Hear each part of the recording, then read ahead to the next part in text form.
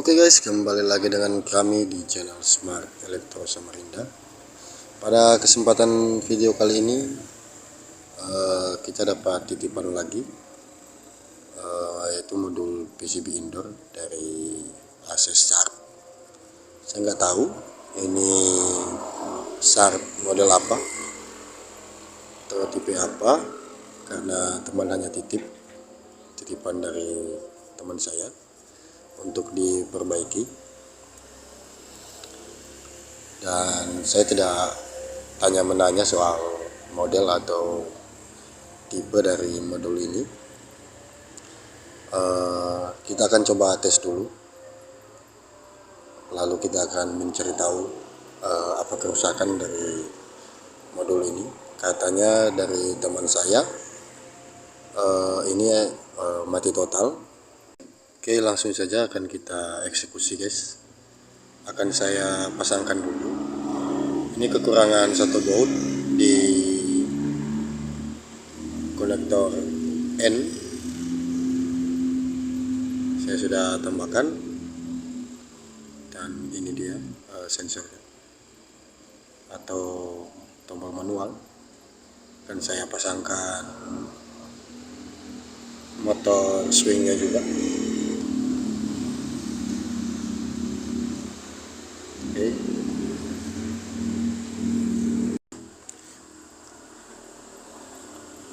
Oke, akan kita coba kasih arus teman-teman.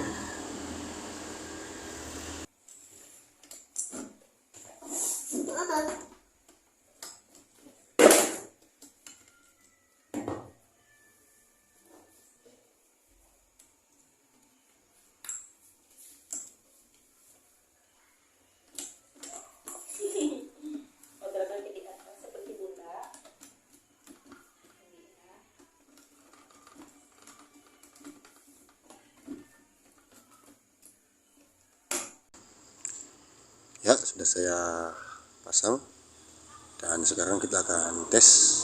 Akan saya colok dulu ya teman-teman.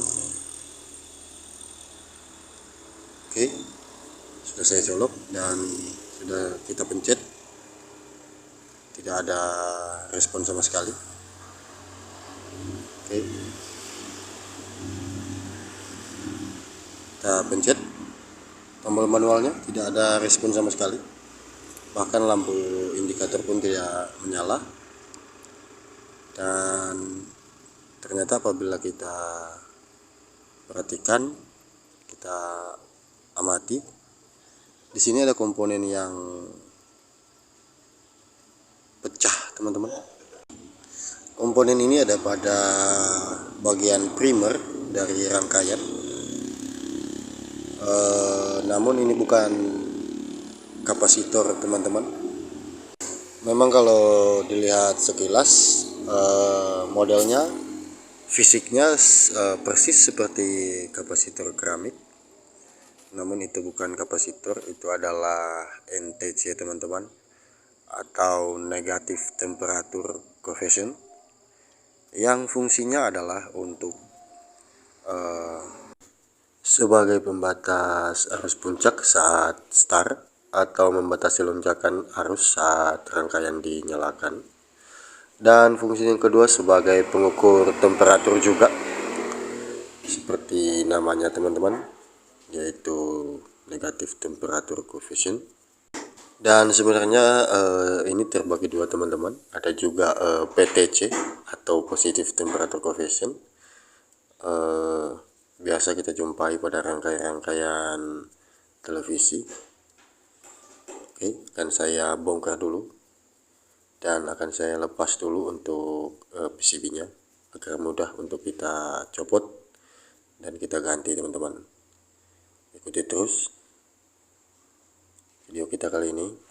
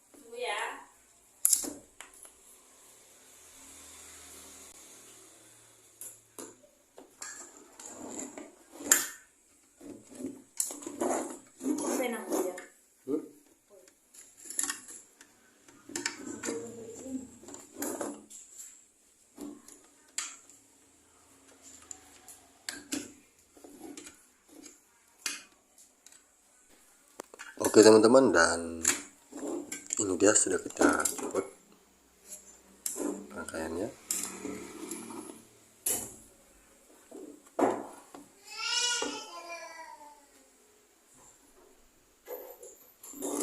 Dan saya lihat dulu untuk posisinya.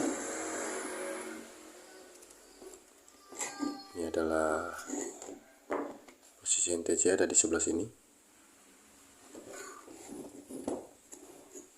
Oke, ini dia teman-teman yang retak dan pecah.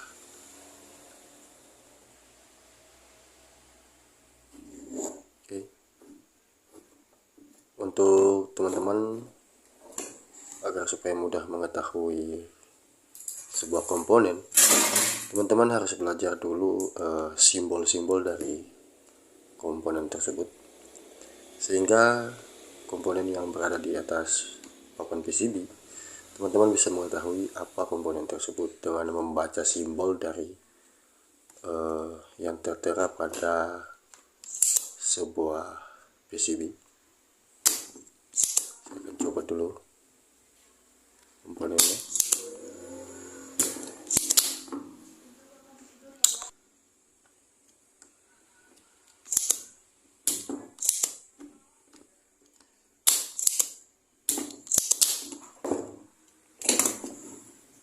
Oke guys, dan sudah kita copot. Ini dia, saya dekatkan kamera biar teman-teman bisa lihat. Ini pecah teman-teman, hancur sampai fisiknya ya. Oke teman-teman, saya akan menjelaskan sedikit mengenai jalur listrik yang masuk ke PCB ini. Ini ada plus atau coklat yang melewati sekring terlebih dahulu, kemudian melewati NTC ini juga, lalu kemudian ada juga yang terus ke IC yang untuk IC PWM sebagai IC untuk motor fan indoor, lalu kemudian melewati filter dan masuk ke dioda. Ini diodanya teman-teman yang hitam, keluar langsung DC masuk ke elko sebagai filter atau penyimpan sementara juga, dan masuk ke IC PWM ya.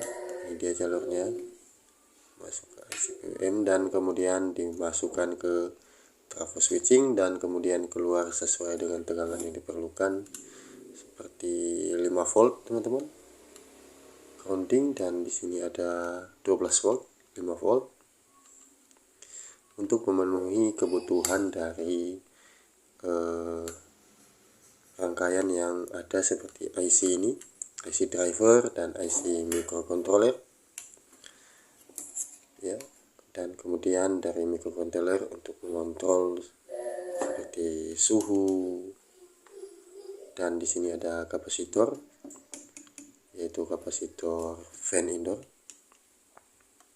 Ini dia, ini. Oke teman-teman, dan IC ini sebagai PWM dari, dia menggunakan PWM sendiri teman-teman. Dan ini relay 12 volt untuk koneksi indoor ke outdoor,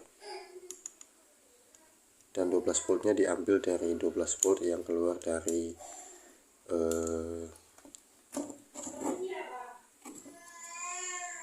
trafo switching tadi, tetapi dikontrol dengan controller juga teman-teman. Kemudian di sini ada 1 dan N dan L. N dan N di jumper teman-teman, negatif sudah di jumper, tinggal L saja yang dikontrol melalui relay tersebut. Relay di sini berfungsi sebagai saklar. Apabila diperintah oleh microcontroller, maka 12 volt akan terhubung ke relay dan relay akan menghubungkan arus positif langsung ke unit outdoor. Akan kita ukur-ukur dulu teman-teman, siapa tahu ada komponen lain lagi yang rusak seperti dioda, apakah dia short apa tidak. Oke, ikuti terus teman-teman sampai selesai. Dan sepertinya dioda ini aman teman-teman. Kita akan ukur di sekring ini. Teman-teman jangan salah, ini adalah sekring, dilihat dari simbolnya, bukan kapasitor. Memang dilihat dari bentuk fisiknya seperti kapasitor, namun teman-teman bisa lihat di sini ada tulisan 3,1 ampere 250 volt FU1 atau fuse 1. Nah, ini fuse atau sekring teman-teman, sama saja. Ini bukan kapasitor, dan ternyata dia juga putus. Apabila teman-teman melihat rangkaian atau sebuah komponen yang pecah, tentunya ada komponen-komponen lain lagi yang merambat, seperti pada hal ini ternyata sekringnya juga putus teman-teman, atau fuse sebagai pengaman agar tidak merusak komponen-komponen yang lain yang akan menyebabkan kerusakan bertambah parah. Oke, kita copot untuk fuse ini.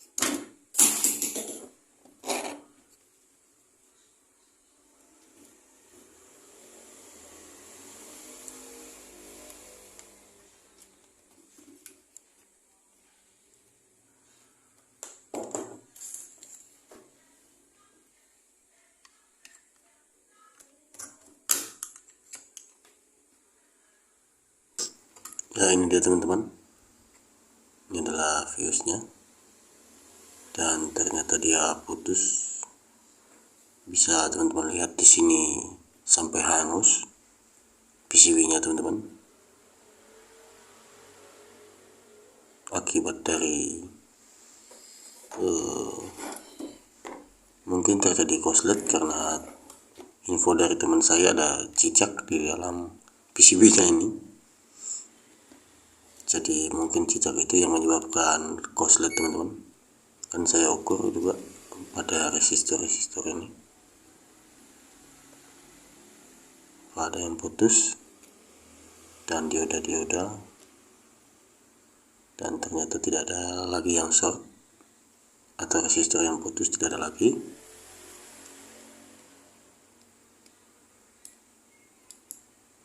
Di sebuah dioda satu-satunya, dan tidak ada komponen yang retak atau pecah seperti yang kita copot tadi teman-teman. Ini sudah aman. Oke, akan kita cari dulu komponen yang sama seperti yang kita ganti tadi. Sebelum itu kita bersihkan dulu.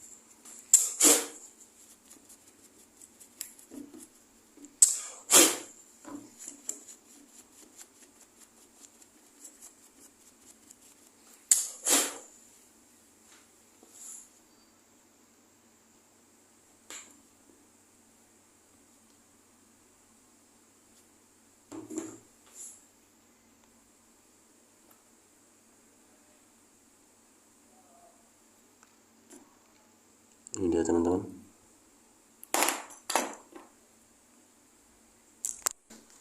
Oke, ini tadi yang kita copot yang pecah.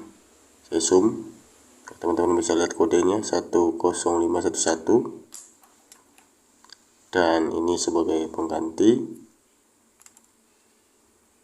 bagus. TVR 14511, hanya berbeda pada nilai wattnya saya teman-teman. Yang 511 itu sampai 6 watt, dan 0511 itu sekitar 4 watt.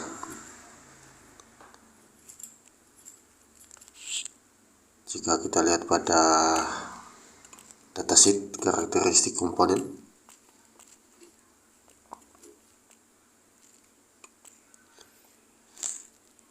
oke, akan kita pasang dulu teman-teman.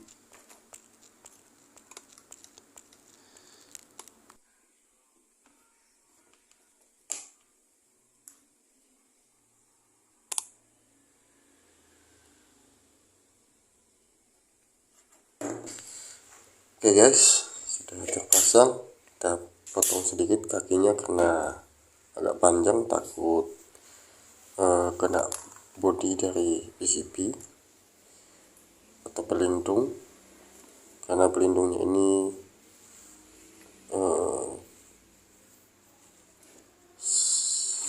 besi atau bahan yang bisa mengantarkan arus listrik, supaya tidak terjadi konslet lagi. Dan untuk sekring akan saya jumper dulu, karena akan kita coba dulu teman-teman, kita tes. Saya tidak mempunyai sekring yang sama, fuse yang sama seperti tadi itu, yang mirip kapasitor. Nah, untuk sementara akan saya jumper dulu supaya dapat kita tes teman-teman. Oke, ini jalurnya kita lihat, dan solderannya kita harus lihat juga apakah ada yang kotor. Oke, langsung saja akan kita pasang teman-teman, kita tes.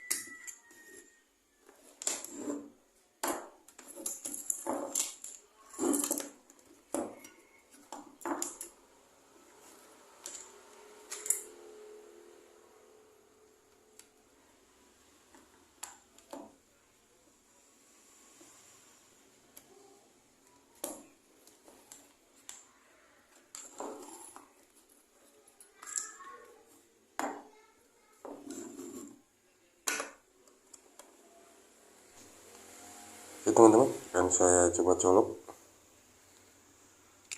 kita tes langsung. Oke, sudah saya colok.